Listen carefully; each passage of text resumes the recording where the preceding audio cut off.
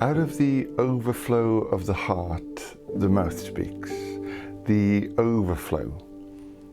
If my words are flowing from a hidden place within, my language a living diagnosis of the state my heart is in, if it's in the overflow that my inner world is understood, my vocabulary an itinerary of all the ugly, bad and good, then what do I see when I survey the words I say, in the wording what is lurking that my heart has given place?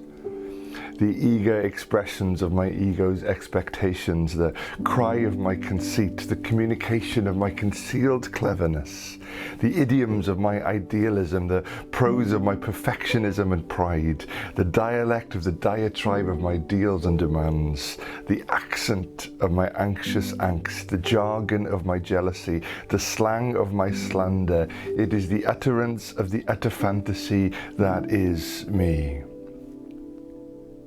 And we can easily blame the vernacular on the very circumstance outside of us, as if the versatility of our vocabulary had been infected with a virus.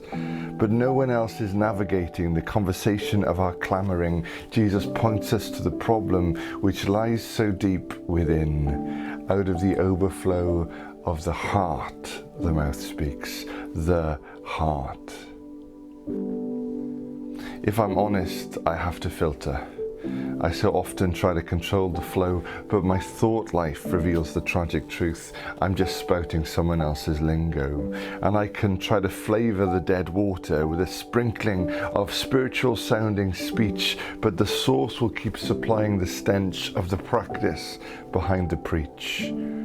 For you knit me together in my mother's womb, fearfully and wonderfully made. You perceive my thoughts from afar, familiar with all my ways. Before a word is on my tongue, you know just what I'm about to say.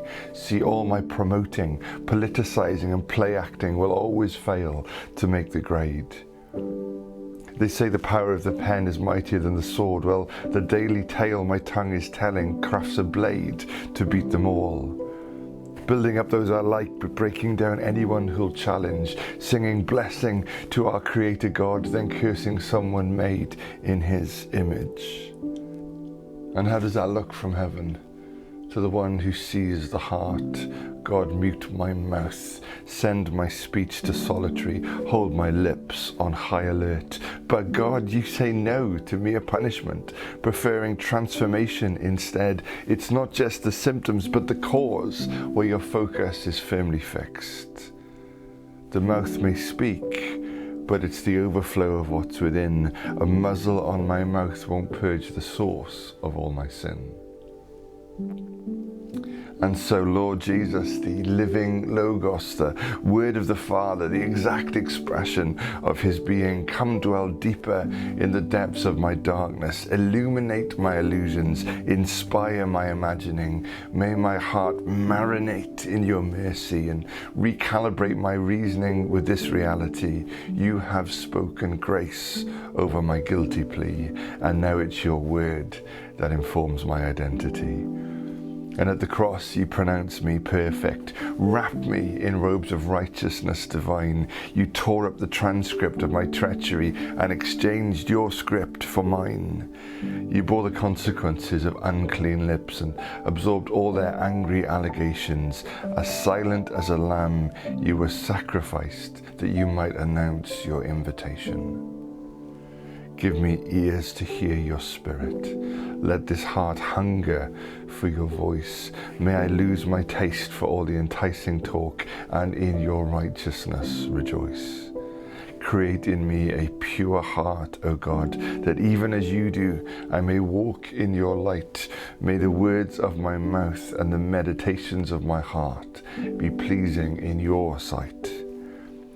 May I preside so close to your presence that all I need is your affirmation. Until I'm so caught up in your passion, I catch the accent of your affections. Lead me to where deep cries out to deep. May your heart overflow into mine, cascading, unrestrained, untainted, unfiltered, until my words are a waterfall of your life.